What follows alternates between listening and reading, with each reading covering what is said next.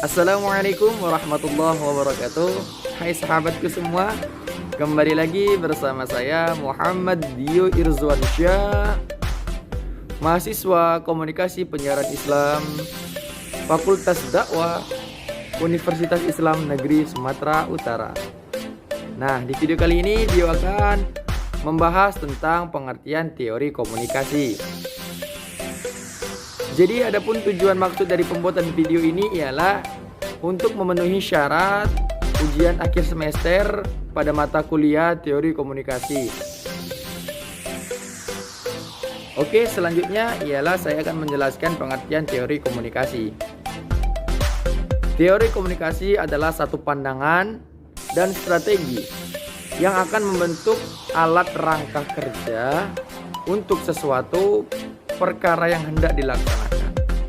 Dalam proses komunikasi, teori akan membina bentuk dan kaidah komunikasi yang hendak dibuatnya.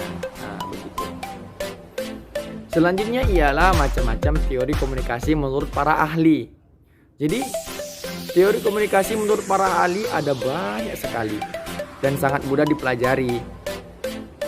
Komunikasi menjadi salah satu bagian terpenting dari kehidupan manusia, di mana kita ketahui manusia merupakan makhluk sosial yang tidak bisa hidup sendiri. Mereka senantiasa membutuhkan orang lain.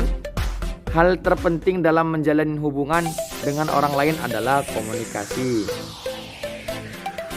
Hubungan yang dijalani akan berjalan baik apabila komunikasi di antara satu dengan yang lain bekerja dengan efektif.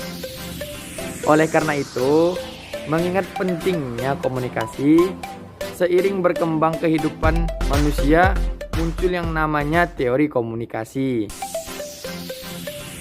Jadi, teori komunikasi ini ada banyak macamnya, seperti contohnya teori analisis transaksional, teori pengharapan nilai, teori struktur fungsional, teori difusi inovasi, teori sikap, dan berbagai macam lainnya.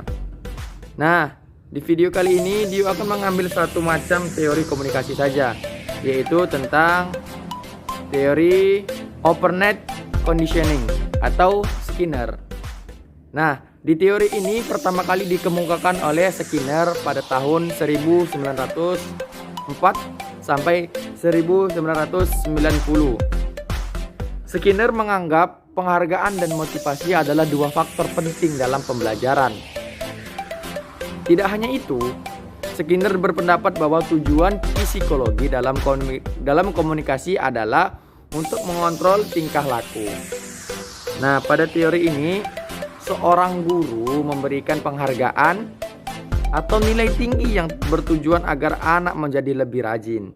Nah, disinilah operant conditioning merupakan suatu proses pemberian motivasi terhadap suatu perilaku yang kemudian mengakibatkan perilaku tersebut dapat terulang atau menghilang sesuai keinginan. Nah, kemudian operant conditioning menjamin respon terhadap stimuli. Bila tidak ada tanda-tanda keberadaan stimuli, maka guru tidak membimbing siswa untuk mengarahkan perilaku. Dalam proses ini, guru mempunyai peran untuk mengontrol dan membimbing siswa dalam suatu proses belajar. Hal ini bertujuan untuk mencapai tujuan belajar yang diinginkan. Terdapat beberapa prinsip belajar Skinner, di antaranya hasil belajar yang harus segera disampaikan pada siswa. Jika salah dibenarkan, jika benar diberi motivasi. Proses belajar harus mengikuti pola dari yang belajar. Materi pelajar digunakan sebagai sistem modul.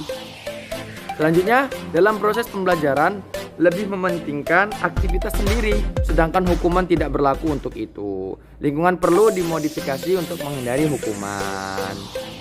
Selanjutnya, tingkah laku yang sesuai dengan keinginan pendidik layak diberikan penghargaan dan sebaliknya.